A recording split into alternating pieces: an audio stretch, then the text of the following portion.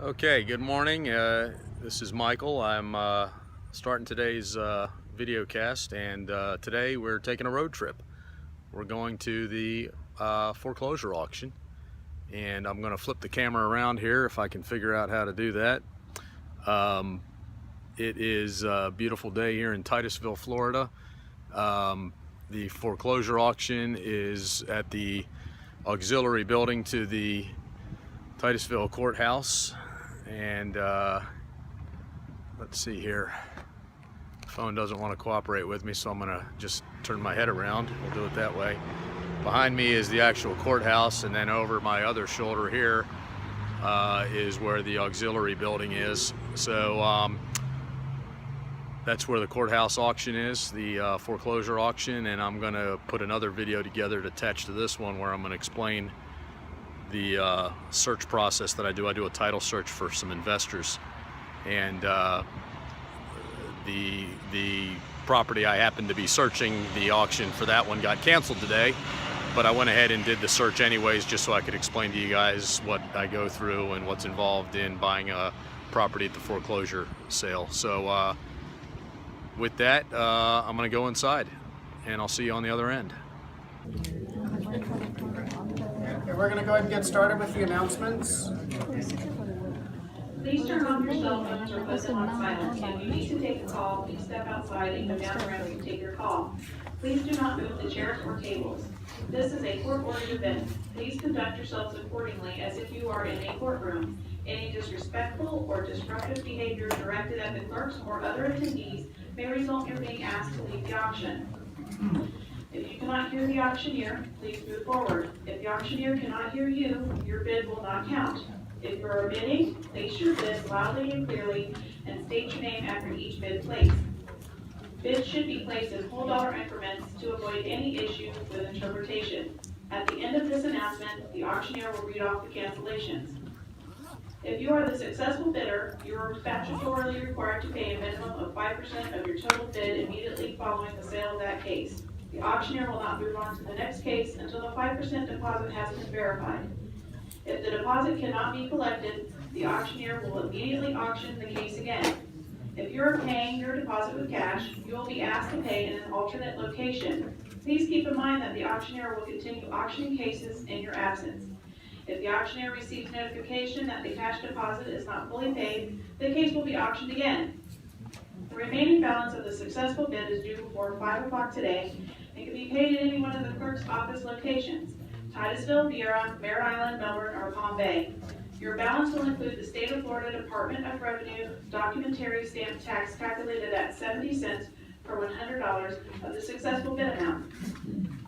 It will also include the court registry fees calculated at 3% of the first $500 and then 1.5% of the remaining balance of your bid. If documentary stamps are not properly paid at the time of the certificate of title issuance, as required by section 201.12 Florida statute, the non-payment of doc stamps will be reported to the Department of Revenue. Once the Department of Revenue has been noticed that doc stamps were not properly paid, any payment will be made through the Department of Revenue and not the clerk's office. This applies to all cases sold at this court-ordered auction, including cases purchased by third-party bidders and cases where the plaintiff is being a successful bidder. All funds are to be paid certified funds: cash, cashier's check, certified bank check, money order, or credit card. If you are paying with a credit card, there is a convenience fee charged by the company that processes our transactions, which ranges between 2 and 3% depending on the amount of the charge. If you have any questions or any other need from the clerks at the desk, please hold all of those things until the entire auction has concluded. Once the auction has concluded, we will be happy to assist you at that time. If you are a third-party purchaser, you will be called up one at a time after the conclusion of the auction to receive your balance due. Please do not leave the auction until we have followed up with you, and please do not approach the desk until you are called to do so. And the following cases have been canceled and will not be auctioned today. 2008 CA 66328, Wachovia versus Thomas Payne. 2009 CA 60009, BAC versus Eagle Lake. Following cases are being sold pursuant to final judgment or order, beginning with case number 2015 CC 51977. Casa Verde versus Cherwinski. 2015. What's the case number? Please turn off your phone. Somebody's phone's ringing. Can you please turn it on silent?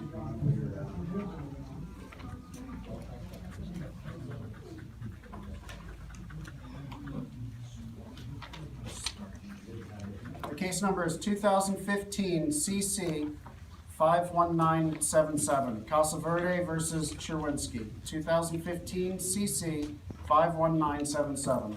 Plaintiff waives reading, bids $100, going to $15,672.83. I have $100 on behalf of the plaintiff. Going once, twice, 3 times, sold to the plaintiff for $100. 2014 CA 53261, Pacific Union versus Frank Nizer. 2015 CA 53261. Plaintiff waives the reading, beginning bid at 100 up to 205,574.35. I have $100 on behalf of the plaintiff. Going once, 205,600. how much was that, friend? 205,600. I have $205,600 on behalf of Fern. Going once, 205,700. 205,800. 205,900. 206,000. 200.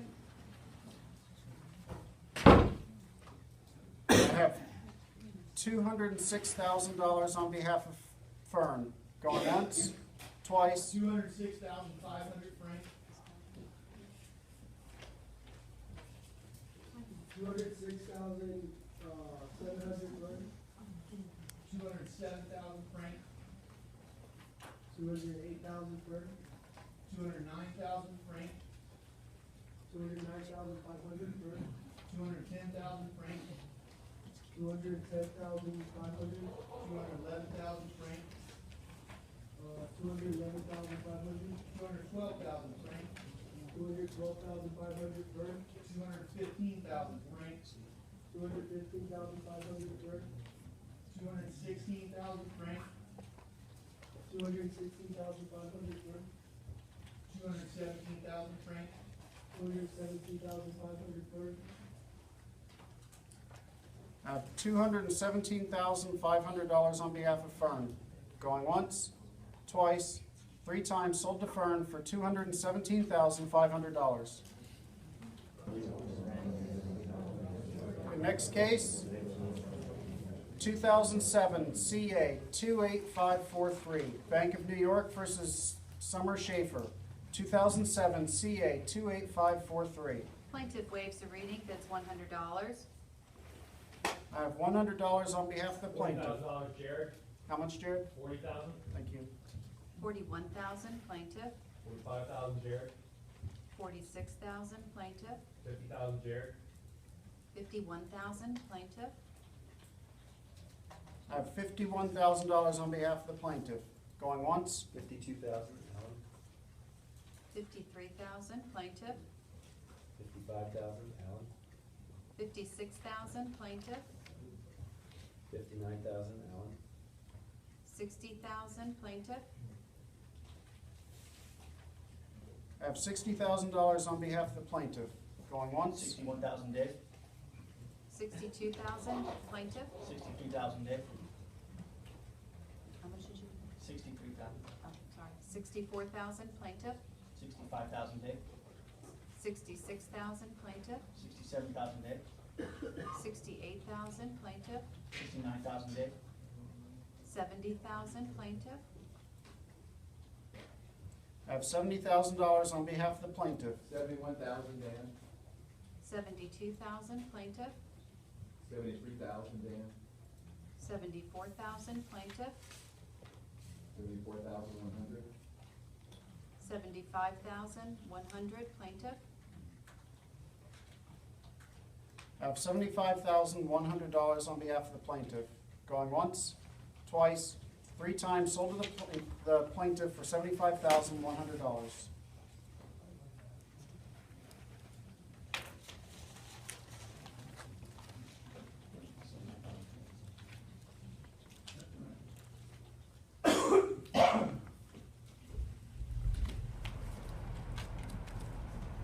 (2009) CA 12243, Bank of America versus Michael Weedman. 2009 CA 12243. Plaintiff waives the reading, bids $100. I have $100 on behalf of the plaintiff. Going once, twice, 3 times sold to the plaintiff for $100. 2012 CA 25211, U.S. Bank versus Lydia Augustin. 2012 CA 25211. Plaintiff waives the reading, bids $100. I'm authorized to go up to $170,000. I have one.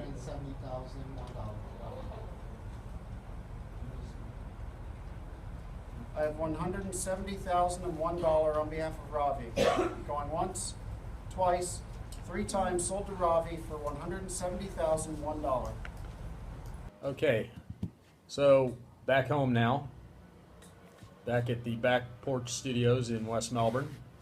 It's about a half-hour, 40-minute drive from Titusville back to the house, and I wanted to talk a little bit about what we just got some good film of. I thought it was really cool. It came out better than I expected, actually.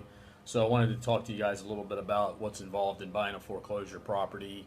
It's not for the faint of heart. What happens? I'll tell you what I do.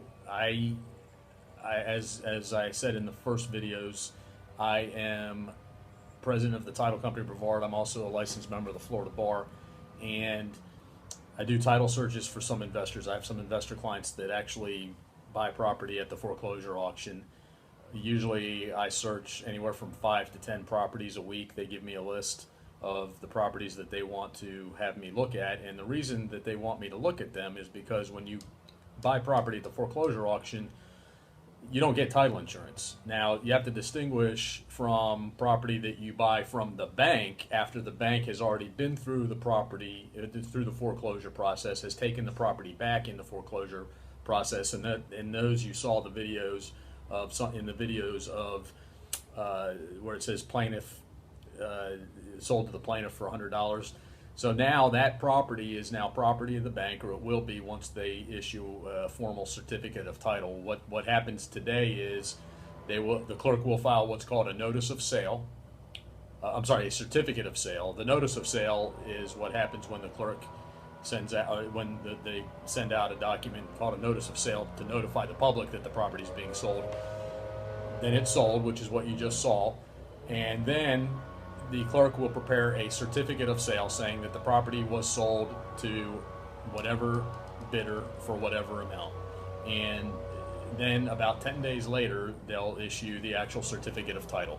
And basically in that interim period of time, people can file objections or what have you. And then even after the certificate of title is issued, there's another 30-day appeal period that has to wait. So what happens is the bank will now be the owner of that property, or the ones that they were the successful bidder on, where it said sold to the bank for $100. So that now becomes what you call REO, meaning bank-owned property. REO comes from, it's kind of an industry term. It means real estate owned, and that moniker came about how the property is designated on the bank's balance sheet. You know, cash, other assets, REO, real estate owned. So that's how it got the name, and now in the industry we just call it REO for real estate owned, for bank owned property. So when you buy it from the bank, when the bank puts it on the market, then you get title insurance. But if you buy at the auction, like these folks were doing, the one or two that you saw, they don't get title insurance. So they have to do their own research or have someone like me do it for them. So that's what happens here. So one of the investors sent me, as I said, I normally do anywhere from 5 to 10 a week. This week he took it easy on me and only sent me one property, and it happened that one got canceled. But I went ahead and did the search anyways, just so I could walk through the process a little bit here. for you. So what happens is I get a basic search from one of our vendors. For $25 they send me a very basic search. It's not the full search that we would get for doing a full title insurance commitment for a normal sale, but I get a $25 base search that the investor pays for, and then I examine it like a title examiner would. Now, I'm not a title examiner, but I'm an attorney, and I've been doing this for almost 20 years, so I know what I'm looking for.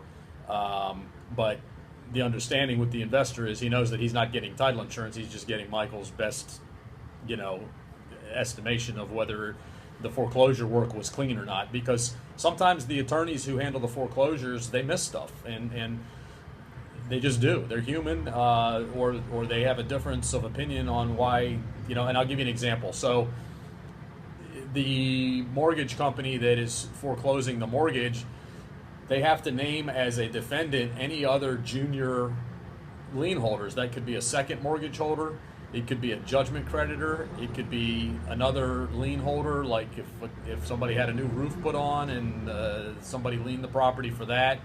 It could be a homeowners association. Homeowners associations they have special status. I'll get into them a little bit later. So all of those things I have to look for when I do the search, and sometimes they miss them, or they don't include them for a certain reason. Maybe the attorney didn't think it was applicable. I think it's applicable, and I'll tell the investor, you need to stay away from this one, or be aware that you're going to be dealing with this judgment when you come out the other end. So, those are some of the things I look for. I make sure that you got to make sure that the owner of the property that's being foreclosed had good title when he gave the mortgage that's being foreclosed, because the bank that's foreclosing the mortgage can't have any more than the owner that gave them the mortgage. People say, I'm getting a mortgage. Well, no, you're not. You're getting a loan for which you are giving a mortgage to collateralize the property, give the property as collateral for the mortgage. So people say, I'm getting a mortgage. No, you're not. You're getting a loan, and you're giving a mortgage on the property in exchange for the loan. Now, in Florida, we have what's called a judicial foreclosure process, which is what you just saw. In other states, they have private auctions. So this isn't like California with Tarek and Christina, where they just go to a private sale. And so these properties that these people are bidding on, you got to understand, up until the moment of the sale, and really even until the certificate of title is issued, that property is owned by the private homeowner, and these investors can't just walk through or go set up a showing with a realtor. They're buying these properties not completely sight unseen, because they can do a drive-by, but they can't get in the house and look through it and make sure the hot water heater works and the air conditioner and all that. Now, I can tell you, a lot of investors will do a walk around. They'll peek through the windows, see what they can see, but it's not like buying a normal house where you get you go through the process of getting an inspection done and all these things. You just don't know what you're getting. You just have no idea what you're getting. Like I said at the beginning, it's not for the faint of heart. You really got to know what you're doing to buy one of these properties, and you got to know, obviously, what the value is going to be once you get out of it on the other end. People sabotage these properties. They pour concrete mix down the drain because they have spite for the bank. They take the appliances. All kinds of things go on. So it's really a crapshoot, and the investors that do this, I don't have the stomach for it. I could never do it. Those are some of the things I look for. I make sure that the chain of title to the owner was good, and sometimes I see things and I don't like it, and I tell the investor, you got to steer clear of this one. And then of course you also have to do you got to make sure the chain of title to the mortgage is good, because the mortgage could have been bought and sold, and usually they are. So in the one I looked at for the auction, again, it got canceled, this particular sale, there was 2 assignments of mortgage. So this mortgage had been sold to 2 different banks. Call them banks, they're really mortgage servicers, but I'll use the word banks. So, and then you got to make sure that the defendant owners were actually served. You can't just take someone's house in a foreclosure. You have to serve them with process, meaning they get served with a complaint and a summons, and they have 20 days to answer. And then if they don't answer, as they didn't do in the case that I examined, they get what's called a default, meaning you lose by default. So the clerk enters a default against the owners. The case that I looked at was actually filed originally in January of 2016, and here we are on January 11th of 2017. This case was filed on January 4th of 2016.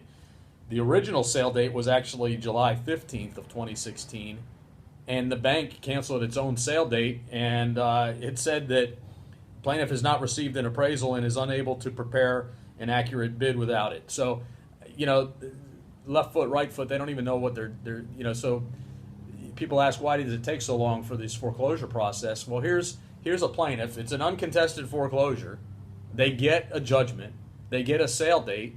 And then they realize that they haven't appraised the property, so they have no idea what they want to bid for themselves. And as you saw in the other video, the previous, what I uploaded, the bank bids and the private investor bids. So the bank has a number that they will take the property back for.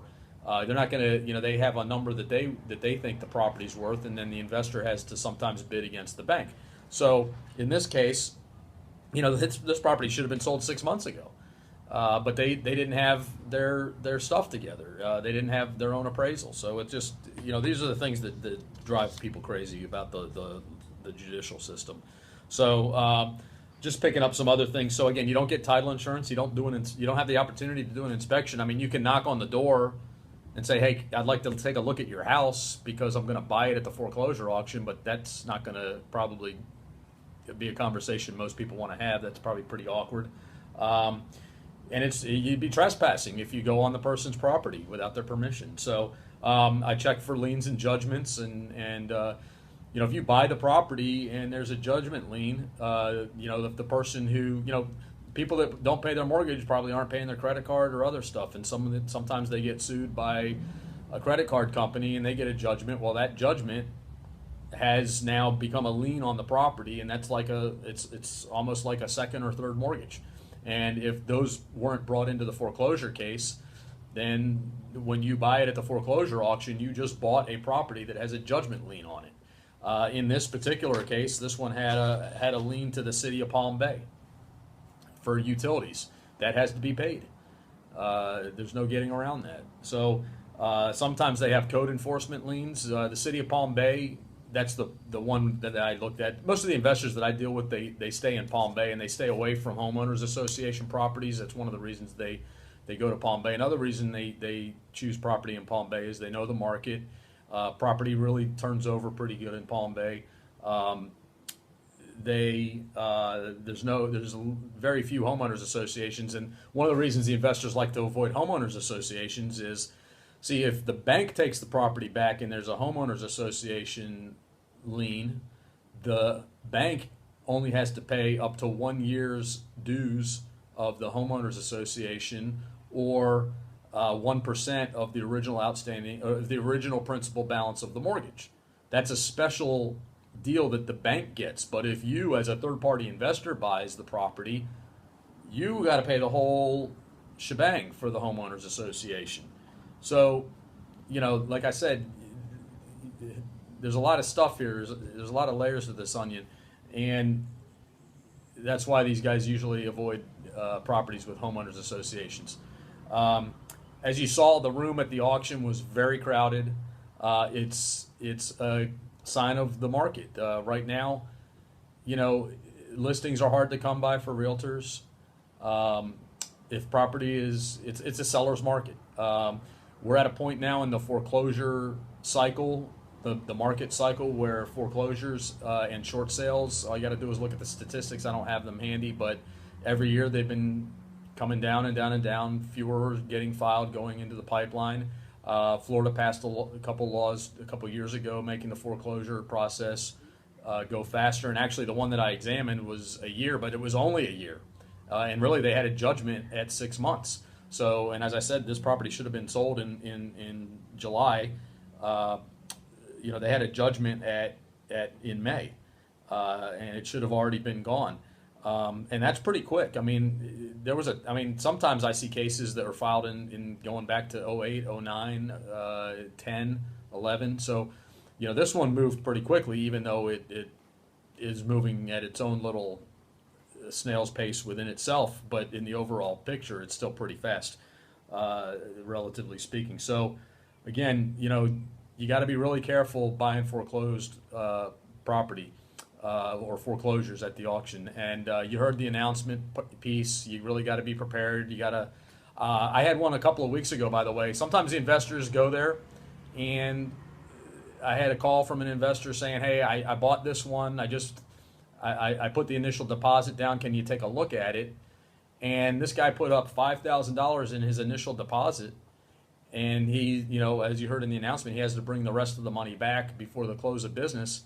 He ended up walking away from it because I told him things after he made the initial deposit that I said, look, this one's got problems. I don't remember what the specific problems were. I think what happened was the guy had filed an appeal. Yeah, that's what it was. He had filed an appeal, and he had all kinds of problems. This is one of those guys that bought a lot of properties and during the boom, and this was one of many foreclosures, so he had all kinds of judgment liens against him, and the investor bought this one, and I took a look at it, and I told him, look, the appeal is going to take forever. You're not going to be able to do anything with the property during that appeals process. So he ended up walking away from his initial deposit of $5,000. This was only about a month ago that this happened. So, you really got to be careful. So, I hope you enjoyed the video and the clips of the auction. This is only my second time going to the auction. It's really interesting. As I said, Brevard is old school. Most of many of the other counties, I don't know how many, there's 67 counties in Florida. I haven't looked up to see how many are online and how many are doing live auctions, but it's pretty cool. Someday all that's going to go away, and I'm glad I got to get good video of it while it still exists. The pressure is on the clerk's office to constantly do more with less. Our clerk is great, Scott Ellis. I'm a big fan of his. And for now, they've kept the live auction, and I think it's neat. The investors that I deal with, they go there and they talk to each other, and yeah, I'm going to bid on this one, I'm going to stay away from that one. And sometimes they'll tell each other, well, I did my research and I think there's a problem on that one. And it's funny because sometimes they're just BSing the other guy to keep him from bidding on it. But sometimes, so they try to help each other out. There used to be that you could talk to the bank's representatives and they would tell you, well, here's what I'm thinking, here's what I'm authorized to auction on this one. So they'd have a little bit of prep time before they have to go into the actual bidding. But the banks don't like them doing that. And one of the investors I talked to said that the guy that was doing that and giving them the numbers actually got fired. And it's interesting, one of the cases that got auctioned off there, it's pretty sad. I know the guy whose house that was. I should say I knew him. He died, actually. He was, I won't go into the details, but he was a pretty well-known guy in the Suntree Vieira area. And he passed away, and, the property, probably what happened is his estate was never probated, so nobody could sell the property on his behalf, and the mortgage balance just kept growing and growing. I think he died like 2 years ago, so just now the property's coming out of the foreclosure process and getting into foreclosure. So, well, now it's owned by someone else, because you saw that one got bid to a third-party bidder. So, I hope you enjoyed it. I enjoyed it. I enjoyed making this and doing this video. So I hope you guys enjoyed it. Again, I'm Michael, president of the title company Brevard. If you have any questions or need help with a foreclosed property or a property that you're interested in looking at, as I said, I do maybe 5 to 10 of these a week. It's really, I try to limit it to the investors I work with. I don't want to be looking at 50 foreclosure cases a week, but I will try to help people that want to be clients of our company, and I'll try to help people where I can. And if you just want to some general information, you're welcome to contact me. My office line is 321-369-9829, and my email is michael@myfloridaclosing.com. Peace.